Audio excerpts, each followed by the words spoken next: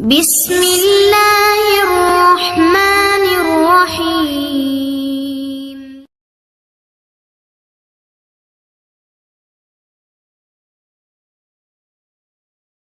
الحمد لله رب العالمين والصلاة والسلام على رسوله الكريم نبينا محمد وعلى آله وأصحابه أجمعين أما بعد.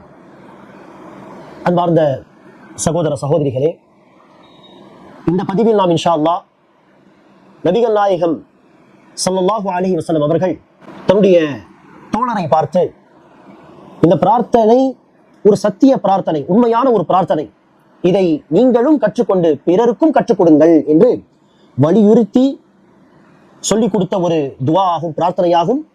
அந்த பிரார்த்தனையை நாம் இன்ஷா அல்லாஹ் பார்க்கலாம். நபிகள் நாயகம் ஸல்லல்லாஹு அலைஹி வஸல்லம் அவர்கள் இந்த பிரார்த்தனையை தாமும் கற்று பிறருக்கும் கற்றுக் கொடுக்க வேண்டும் என்று வலியுறுத்திய ஒரு பிரார்த்தனை. நபி ஸல்லல்லாஹு அலைஹி வஸல்லம் இந்த துஆவிலே சொல்வார்கள், அல்லாஹும்ம இன்னி அஸ்அலுக ஃபிஅலல் கைராத் வ தர்கல் முன்கராத் வ ஹுப்பல் மசாகீன். اللهم إني أسألك فعل الخيرات وترك المنكرات وحب المساكين. يا الله, நான் உன்னிடத்திலே நன்மையான காரியங்கள் செய்வதையும் தீமைகளை விடுவதையும் மிஸ்கீன்களை நேசிப்பதையும் கேட்கிறேன். நன்மையான காரியங்களை செய்யக்கூடிய பாக்கியத்தையும் தீமையான காரியங்களை விட்டு விலகக்கூடிய பாக்கியத்தையும் மிஸ்கீன்களை நேசிக்கக்கூடிய அந்த பாக்கியத்தையும் நான் உன்னிடத்தில் கேட்கிறேன். மேலும் நீ என்னை மன்னிக்க வேண்டும், நீ எனக்கு அருள் செய்ய வேண்டும் என்று நான் உன்னிடத்தில் நாடுகிறேன். ஒரு சமூகத்துக்கு நீ ஒரு ஃபித்னாவை, ஒரு குழப்பத்தை நாடினால் அவருடைய விதியிலே அந்த குழப்பத்தில் விழுவதற்கு முன்பாக எனக்கு வஃபாத்தை கொடுத்து விடு.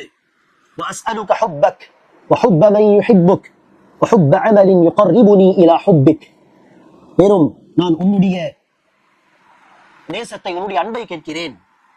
மேலும் உன்னை யார் நேசிக்கிறார்களோ அந்த மக்களுடைய நேசத்தையும் நான் உன்னிடத்தில் கேட்கிறேன். மேலும் எந்தெந்த அமல் உனக்கு நெருக்கமாக நம்மை அழைத்து செல்லுமோ, உன்னுடைய நெருக்கத்தை நமக்கு பெற்றுத் தருமோ, அப்படிப்பட்ட ஒவ்வொரு அமலின் நேசத்தை நான் உன்னிடத்தில் கேட்கிறேன் என்று மிக அருமையான ஒரு பிரார்த்தனையை நபிகள் நாயகம் ஸல்லல்லாஹு அலைஹி வஸல்லம் நமக்கு சொல்லித் தருகிறார்கள். அன்பானவர்களே, நன்மையான காரியங்கள் செய்வது அல்லது தீமையான காரியங்களை விட்டு விலகி இருப்பது, இந்த இரண்டுமே அல்லாஹ் நாடினால் இதை செய்வதற்கு அல்லாஹ் நமக்கு உதவி செய்தால் மட்டும்தான் சாத்தியம். இல்லை என்றால் நன்மை செய்வதற்கான சக்தியும் நமக்கு கிடையாது, தீமையை விட்டு விலகி போவதற்கான ஆற்றலும் நமக்கு கிடையாது. லா ஹவுல வலா குவத இல்லா பில்லாஹ். லா ஹவுல வலா குவத இல்லா பில்லாஹ். பாவங்களை விட்டு விலகக்கூடிய சக்தியோ, நன்மையான ஒரு காரியத்தை முன்வந்து செய்யக்கூடிய ஆற்றலோ சக்தியோ இல்லை இல்லா பில்லாஹ், அல்லாஹ் உதவி செய்தாலே தவிர. ஆக அதை நாம் அல்லாஹ்விடத்தில் கேட்கிறோம், நன்மை செய்யக்கூடிய பாக்கியத்தை தா, தீமை விட்டு விலகக்கூடிய பாக்கியத்தை தா. வஹுப்பல் மசாகீன். சுப்ஹானல்லாஹ், மிஸ்கீன்களை நேசிக்கக்கூடிய பாக்கியத்தை தா என்று ரசூலுல்லாஹ் கேட்கிறார்களே. ஒரு நாளாவது நாம் மிஸ்கீன்களுடைய நேசத்தை, மிஸ்கீன்களுக்காக அன்பு காட்டுவதை எனக்கு தாயா அல்லாஹ் என்று நாம் கேட்டுப்போமா? ஏழை எளிய மக்களை பார்த்து இரக்கப்படுவது, அவர்களுக்கு உதவி செய்வது, இதுவே மக்களில் சிலர் செய்யக்கூடிய காரியம். அந்த சிலரும் துஆவில் அல்லாஹ்விடத்தில், யா அல்லாஹ், மிஸ்கீன்களை நான் நேசிக்க வேண்டும், அவருடைய நேசத்தை நான் கேட்கிறேன் என்று கேட்பார்களா? நபிகள் நாயகம் ஸல்லல்லாஹு அலைஹி வஸல்லம் அவர்கள் நமக்கு எவ்வளவு அழகான முன்மாதிரி விட்டு சென்று இருக்கிறார்கள். ஏழை எளிய மக்கள் விஷயத்தில் நாம் எப்படி இருக்க வேண்டும், எப்படி நடந்து கொள்ள வேண்டும் என்பதற்கு இதைவிட சிறந்த உதாரணத்தை கொண்டு வந்து காட்ட முடியாது. ஹுப்பல் மசாகீன், மிஸ்கீன்களுடைய அன்பை நான் கேட்கிறேன் யா அல்லாஹ் என்று துஆ செய்கிறார்கள். தன்னுடைய பிரார்த்தனையில் அதை சொல்கிறார்கள். மேலும் என்னை மன்னித்து விடு, எனக்கு அருள் செய்.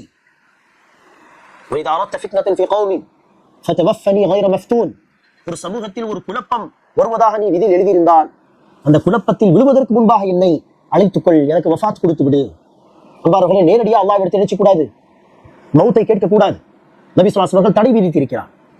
நபி ஸல்லல்லாஹு அலைஹி வஸல்லம் அவர்கள் முன்னால் ஒரு சஹாபி மௌத்தை அல்லாஹ்விடத்தில் கேட்க, உடல்நிலை சரியில்லை, வலி தாங்க முடியவில்லை, நோய்க்கு மேல் நோய், இப்படி சலிப்படைந்தவர் மௌத்தை கேட்கிறார். ரசூல் சொன்னார்கள், அப்படி துஆ கேட்கக்கூடாது, மரணத்தை அல்லாஹ்விடத்தில் நேரடியாக கேட்கக்கூடாது, தடை இருக்கிறது. ஆம், அல்லாஹ்விடத்தில் மரணத்தை எப்படி கேட்கலாம்? இந்த ஹதீஸில் வந்தது போல், ஃபித்னாவில் விழுவதற்கு முன்பாக என்னை அழைத்துக்கொள், அல்லது உன்னுடைய பாதில் வீர மரணத்தை தா, ஷஹாதத்தை தா. நான் வாழ்வது எனக்கு நல்லது என்று சொன்னால் எனக்கு வாழ்க்கையை தா, அல்லது மரணித்து இந்த உலகத்தை விட்டு செல்வது எனக்கு நல்லது என்று சொன்னால் எனக்கு மரணத்தை தா என்று இந்த விதத்தில் பிரார்த்தனை செய்யலாமே ஒழிய உலகத்தில் வாழ்வது பிடிக்காது, இந்த சோதனைகளை என்னால் இன்னும் எதிர்கொள்ள முடியாது என்பதற்காக என்ன செய்யக்கூடாது, யாரெல்லாம் எனக்கு மௌத்தை தா என்று கேட்கக்கூடாது. அதற்கு மார்க்கத்தில் அனுமதி இல்லை. வஸலுக ஹுப்பக், மேலும் யா அல்லாஹ் நான் உன்னுடைய நேசத்தை கேட்கிறேன். அல்லாஹ்வுடைய நேசத்தை நாம் பெறுவதாக இருந்தால் நம் மீது அல்லாஹ் கடமையாக்கிய விஷயங்களை செய்ய வேண்டும். கடமையான விஷயங்களுக்கு அடுத்து நஃபிலான விஷயங்களை அதிகமாக செய்தால் அல்லாஹ்வுடைய நெருக்கமும் அல்லாஹ்வுடைய அன்பும் நமக்கு கிடைக்கும். சஹீஹ் ஹதீஸிலே இது சொல்லப்பட்டுள்ளது. கடமையான விஷயங்கள், அதற்கு அடுத்து உபரியான விஷயங்கள். அதே போல அன்பானவர்களே, அல்லாஹ்வுடைய நேசத்தை பெறுவதற்கான இன்னொரு வழி என்ன? இன்னொரு வழி தனி வழி அல்ல. அது இப்போது நாம் சொன்ன அதே விஷயங்கள் தான். கடமைகளுக்கு அடுத்து உபரியான விஷயங்கள். அதை வேறு விதத்தில் சொல்வதாக இருந்தால் அல்லாஹ் குர்ஆனிலே சொல்கிறான், இன் குன்தும் துஹிப்பூன அல்லாஹ், மக்களே நீங்கள் அல்லாஹ்வை நேசிக்கக்கூடியவர்களாக இருந்தால் ஃபத்தபிஊனி, அந்த நேசத்தில் நீங்கள் உண்மையாளர்களாக இருந்தால் என்னை பின்பற்றுங்கள், ரசூலை பின்பற்றுங்கள், நபி வழியை பின்பற்றுங்கள். அப்படி பின்பற்றினால் என்ன ஆகும்? யுஹ்பிபுகுமுல்லாஹ், அல்லாஹ் உங்களை நேசிப்பான். நபி வழியை பின்பற்றுவது. இந்த முஸ்லிம்கள் பலர் நபிகள் நாயகம் ஒரு வணக்கத்தை செய்தார்களா இல்லையா, இது நபி வழி அடிப்படையிலான வணக்கமா இல்லையா, இது நபி காட்டி தந்ததா இல்லையா என்றெல்லாம் பார்க்காமல் மனோ இச்சைப்படி மார்க்கத்தை பின்பற்றுகிறார்கள். வணக்கம் என்பதாக நினைத்து பல பிதஅத்துகளை செய்கிறார்கள். இப்படி இருக்க எங்க அல்லாஹ்வுடைய நேசம் கிடைக்கும்? அல்லாஹ்வுடைய நேசம் நமக்கு வேண்டும் என்றால் நபி வழியை பின்பற்றி நடப்பது அவசியம். நபி வழியை பின்பற்றுவது, கடமைகளை செய்வது, அடுத்து உபரியான விஷயங்களை அதிகமாக செய்வது, இதன் மூலம் தான் அல்லாஹ்வுடைய நேசம் நமக்கு கிடைக்கும். இங்கே ரசூல் அல்லாஹ்வுடைய நேசத்தை கேட்கிறார்கள். உன்னை யார் நேசிக்கிறார்களோ அந்த அடியார்களுடைய நேசத்தை கேட்கிறேன். நல்லடியார்களை நேசிப்பதும் ஈமான் தானே. அல்லாஹ்வுக்காக நேசிப்பது, ஒருவரை வெறுத்தால் அல்லாஹ்வுக்காக வெறுப்பது, இதுவும் ஈமானுடைய முக்கியமான அம்சமாகும். நல்லவர்களை நேசிக்க வேண்டும், தீயவர்களை அவர்களுடைய தீமையின் காரணமாக நினைச்ச வேண்டும், அல்லாஹ்வுக்காக வெறுக்கவும் வேண்டும். நல்லவர்களுடைய நேசத்தை நான் கேட்கிறேன்.